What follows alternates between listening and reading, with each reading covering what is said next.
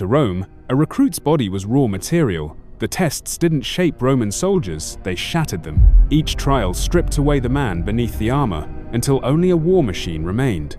Rome didn't train soldiers, it manufactured them. The empire needed men who could march 30 miles in full gear, then dig trenches through the night. Not volunteers, but interchangeable parts of a war machine that conquered from Britain to Mesopotamia. Every recruit represented raw material to be melted down and recast. Other ancient armies relied on individual warrior skills. The Greeks valued phalanx discipline but still celebrated heroic duels. Persia used mass conscription but kept elite units separate. Rome alone created a system where every legionary performed with identical precision under any conditions. Historians note this wasn't about bravery, it was about creating predictable, controlled violence. Recruits surrendered everything upon enlistment. Their civilian clothes were burned, personal possessions disappeared. Even their names became secondary to their unit designation. The process started with calculated humiliation, stripping naked for medical inspections, where officers examined teeth like horse traders. The message was clear: you are property now.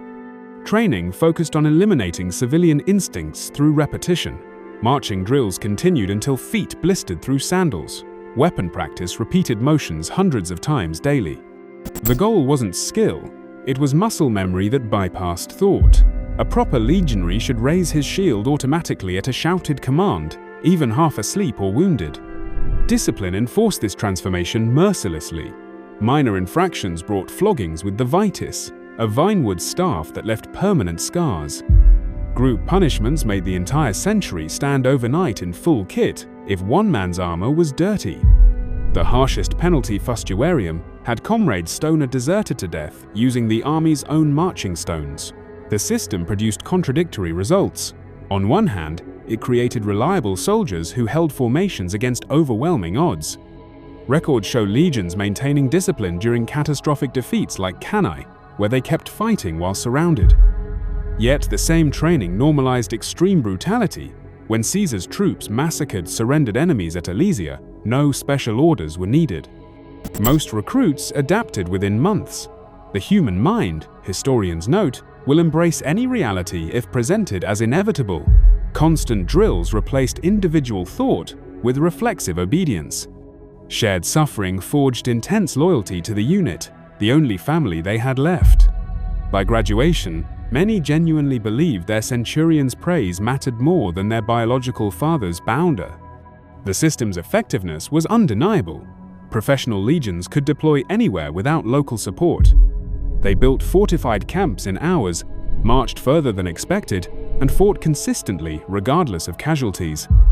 During the Dacian Wars, Trajan's men constructed hundreds of miles of siege works, while under constant attack, a feat possible only through absolute discipline. But this efficiency came at a cost. Veterans often struggled in civilian life, instinctively obeying superiors decades after discharge. Some re-enlisted repeatedly, unable to function outside the legion's rigid structure. The empire eventually collapsed, but its military mindset survived. Modern boot camps still echo Rome's belief that breaking individuals creates unstoppable units. The recruitment line stretched across the training field, rows of young men standing naked under the Mediterranean sun. Each waited for the dilator to inspect him like livestock at market. This was Rome's first filter, where dreams of military glory ended for many before training even began.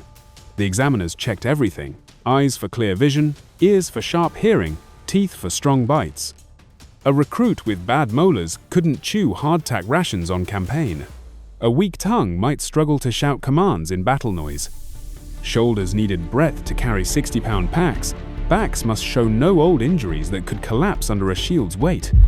Rejection came swiftly and publicly. A recruit with flat feet was dismissed with a slap to the back. He'd never survive forced marches. Another failed when examiners noticed his hands shaking. The shame followed these men home, where villages knew exactly who hadn't measured up. Rome's height requirement, around 5'7", wasn't just about combat effectiveness. Uniformity mattered.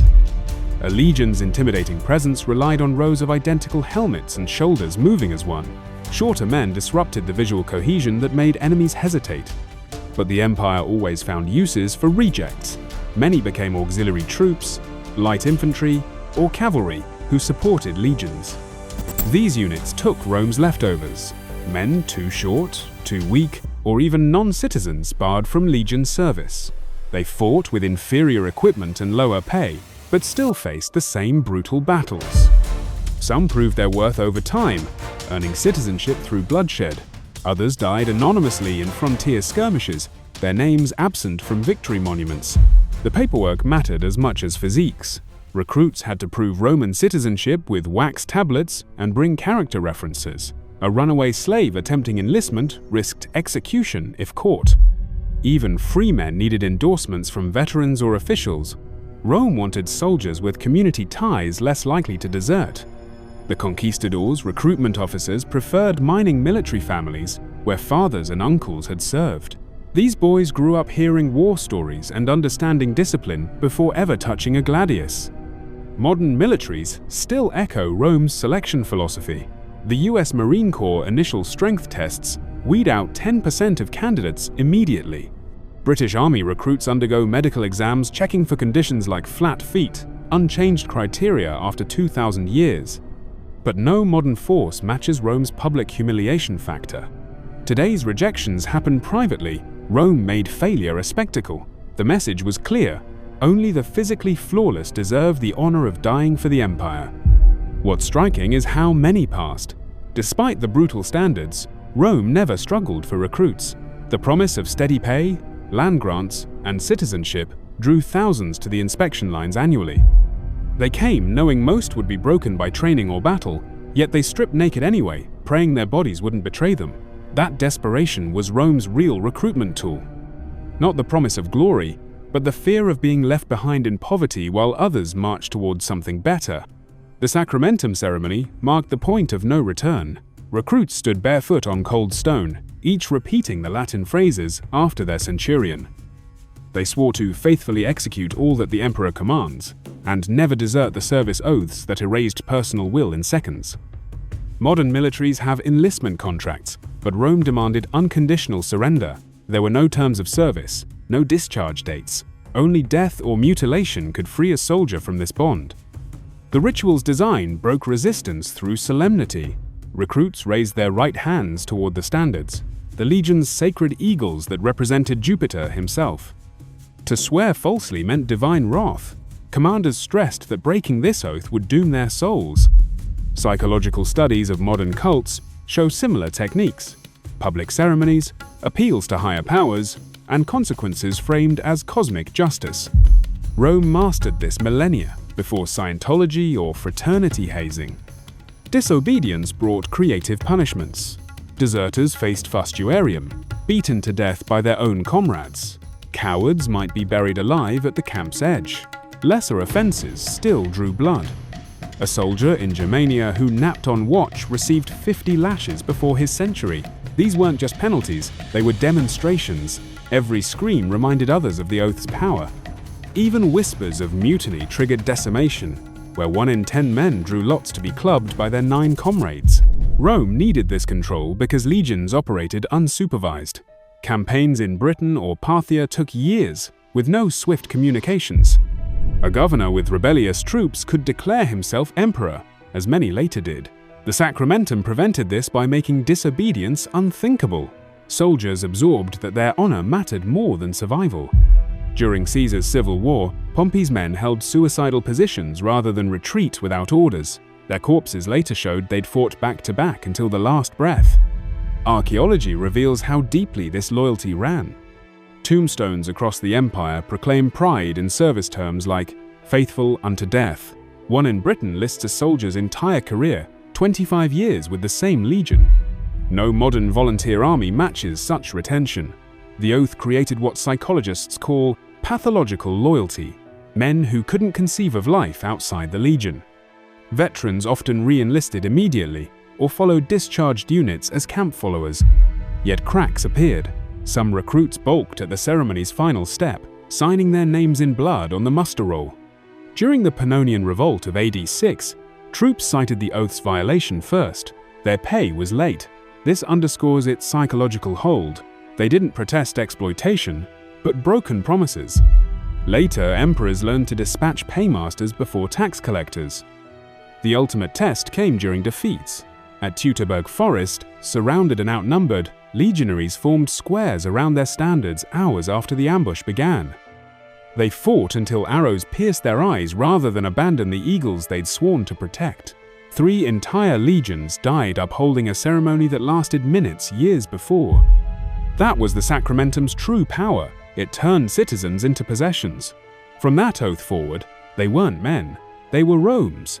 A Roman recruit's first march often began before dawn. He carried 60 pounds of gear, twice what modern soldiers bear. His pack held rations, digging tools, spare sandals, and stakes for fortifications. The weight strained shoulders still soft from civilian life.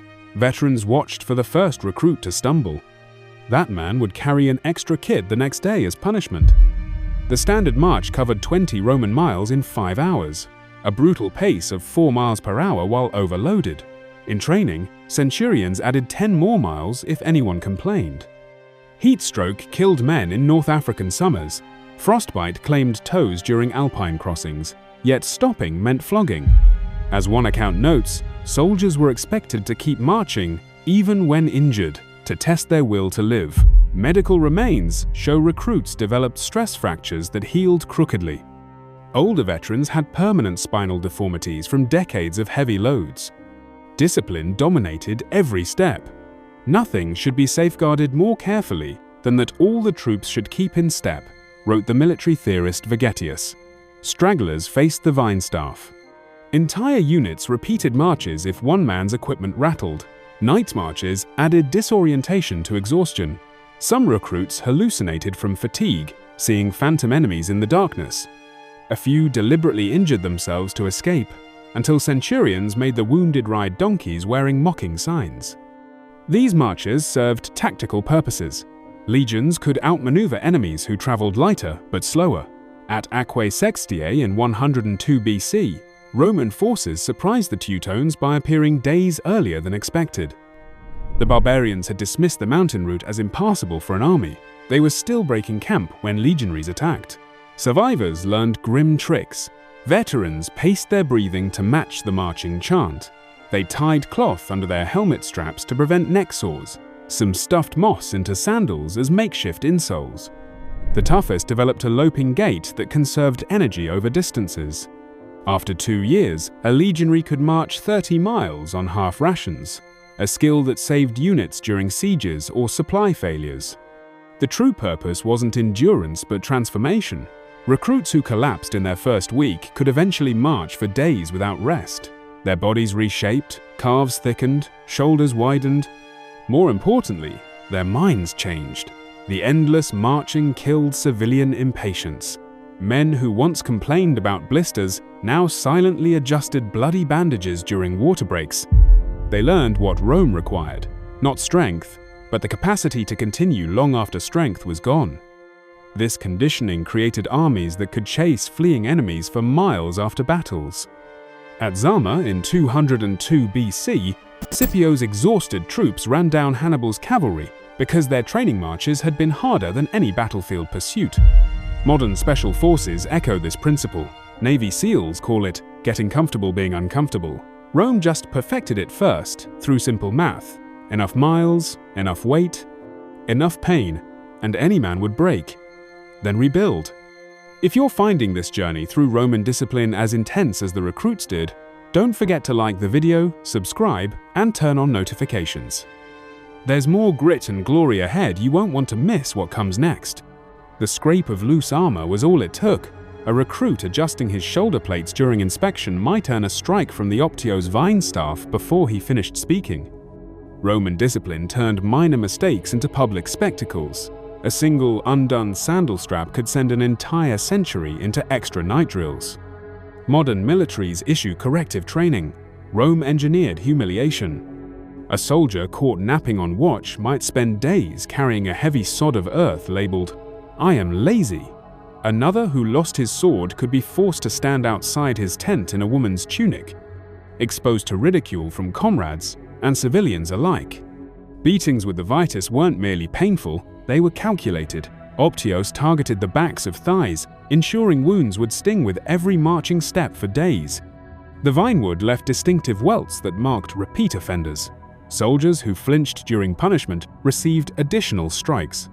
Chronic troublemakers faced formal floggings with heavier rods, sometimes delivered in formation so the entire unit watched. The sound of flesh striking reminded every man what happened to those who broke discipline. Group punishment bound men together through shared suffering. If one recruit's rusty gladius failed inspection, his 8 tentmates might forfeit rations. The entire century could be ordered to sleep outside the camp walls after a single misplaced spear. This created relentless peer pressure. No one wanted to be the reason his comrades suffered. Historians compare it to modern hazing rituals, but Rome's version had higher stakes. A modern recruit might endure temporary humiliation. A legionary faced permanent ostracization or worse. The psychological impact was deliberate. Soldiers learned to police themselves, reporting infractions before officers noticed. They internalized that survival depended on absolute conformity. During Germanicus's campaigns, entire units turned in potential deserters rather than risk decimation, the practice where 1 in 10 men was randomly selected for execution by his own comrades. The condemned were often clubbed to death with the very marching poles they'd carried for years. Yet some still rebelled. In 14 AD, Pannonian legions mutinied over pay delays and brutal centurions. Their temporary success in winning concessions ended when Germanicus arrived. He executed the ringleaders in a ceremony designed to break the survivors' will. Men who had fought together for years were forced to beat their officers' murderers to death. The message was clear. Even successful rebellion only delayed punishment. Rome's most inventive penalties targeted the human need for dignity. A coward might be dressed in animal skins and paraded through camp. Thieves faced hand amputations before expulsion. One recorded punishment forced a soldier to stand for hours wearing only a crow's feather headdress, the mark of a scavenger. These weren't just sentences, they were performances reinforcing social hierarchies. The system's effectiveness showed in battle records. At Watling Street, vastly outnumbered legionaries held formation against Boudicca's screaming hordes because breaking ranks meant certain flogging afterwards. Archaeology confirms this discipline. Mass graves show soldiers died in perfect formation during disasters like Teutoburg Forest.